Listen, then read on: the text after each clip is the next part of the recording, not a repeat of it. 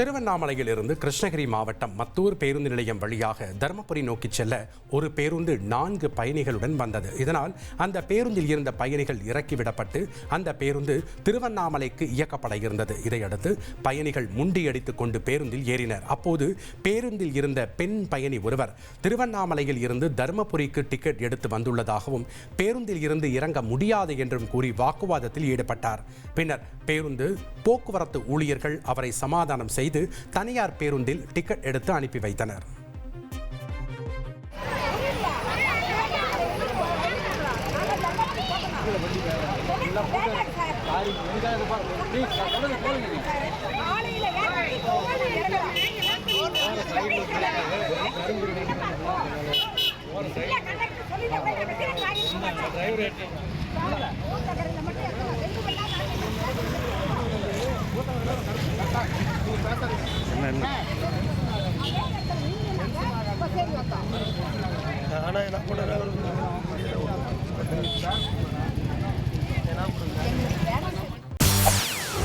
செய்திகளை உடனுக்குடன் தெரிந்து கொள்ள உடனே சப்ஸ்கிரைப் பண்ணுங்க.